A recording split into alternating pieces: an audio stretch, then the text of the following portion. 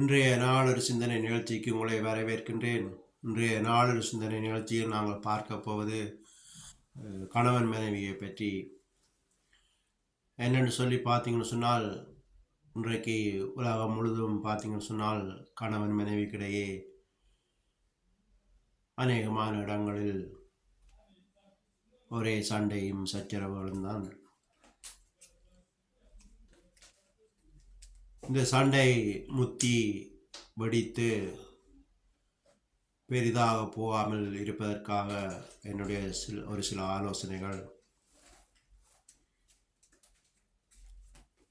என்னன்னு சொல்லி பார்த்தீங்கன்னு சொன்னால், முதலாவதாக கணவனாக இருந்தாலும் சரி மனைவியாக இருந்தாலும் சரி சண்டையில் வரும்போது உங்கள் வார்த்தைகளை கவனமாக யோசித்து வெளிவிட வேண்டும்.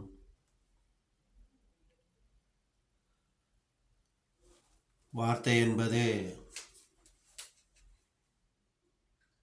பைபிளில் வசனம் இருக்குது, இருபுறமும் கருக்குள்ள பட்டயம்னு சொல்லி. அது தேவனுடைய வார்த்தை. அதே மாதிரி தான் இதுவும். வார்த்தை கூர்மையானது. ஒரு கத்தி காயம் வெட்டுப்பட்டாலும் அது ஓரிரு நாட்கள் சில மாதங்களில் அது மறைந்துவிடும்.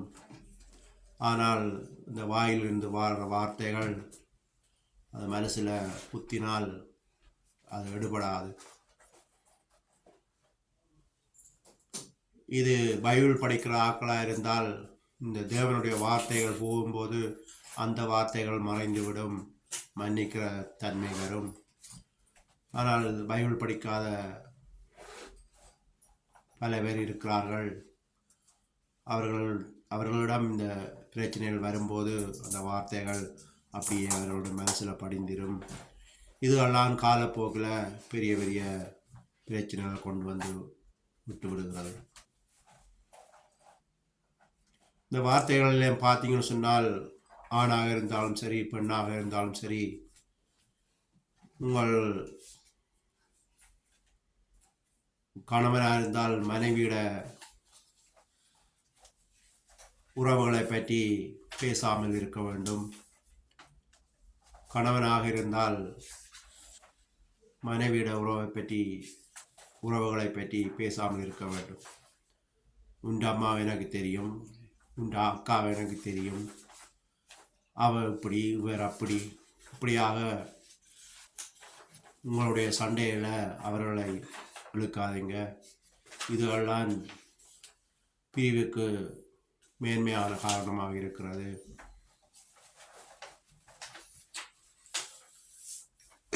முடிந்த அளவுக்கு மௌனம் காத்தீங்கன்னு சொன்னால் உங்கள் குடும்பம் அந்த சண்டை பகலில் ஆரம்பித்தால் இரவில் முடிந்துவிடும். இல்லாவிட்டால் இரவில் ஆரம்பித்தால் பகலில் முடிந்துவிடும். சண்டை வரும்போது அமைதி காத்து, கணவன் கத்துற ஆளாக இருந்தால் மனைவி பொறுமை காக்க வேண்டும். மனைவி கத்துற ஆளாக இருந்தால் கணவன் பொறுமை காக்க வேண்டும். இப்படி ஒருத்தருக்கு விட்டு கொடுக்கும்போது அந்த பெரிய சண்டை சின்னதாக முடிந்துவிடும்.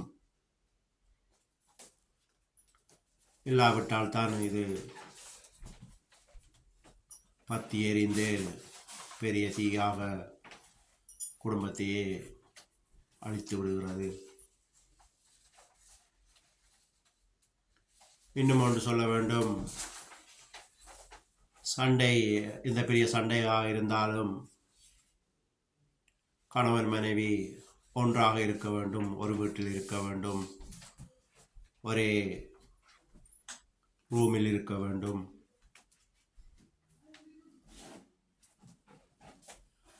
இதை விட்டு சண்டை பிடிக்கிற நாளில் நான் என் அம்மா விட்ட போகிறேன், நான் என் அப்பா விட்ட போகிறேன்னு போனால் அந்த சண்டை பெரிதாக மாறிவிடும்.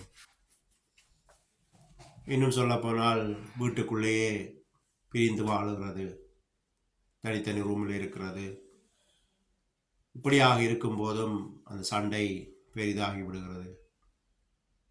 பகலில் சண்டை பிடித்தால் இரவில் 2 பேரும் ஒன்றாக இருக்கும்போது இந்த சண்டை விடிய காணாமல் போய்விடும்.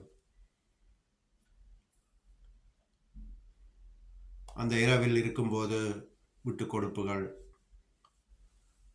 வந்து விடுகிறது. இதனாலே அந்த சண்டை முடிந்துவிடும்.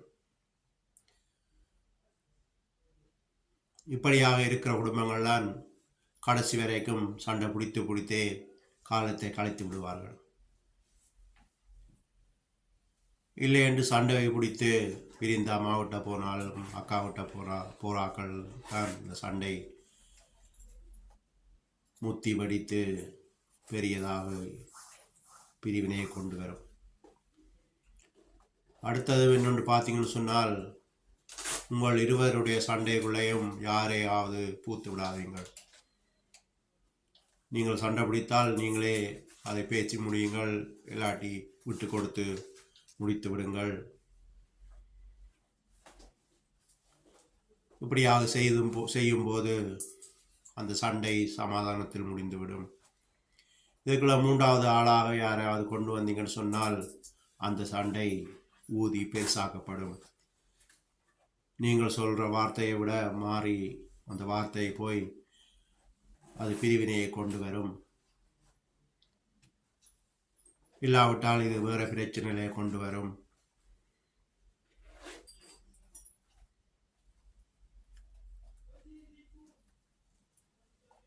எனவே தான் சொல்லுகிறேன், கணவன் மனைவி, பைபிளில் ஒரு வசனம் இருக்கு, தன் உதட்டை காக்கிறவன் தன் பிராணனை காக்கிறான்னு சொல்லி, தன் உயிரை காக்கிறான், வாயை காக்கிறவன் தன் உயிரை காக்கிறான்னு சொல்லி. இப்படியாக நாங்கள் மௌனம் காத்தால் பெரிய பிரச்சனை சின்னதாகி முடிந்துவிடும் என்று சொல்லி இன்றைய நாள் ஒரு சிந்தனை நிகழ்ச்சியை முடித்துக் கொள்கிறேன். நன்றி, வணக்கம்.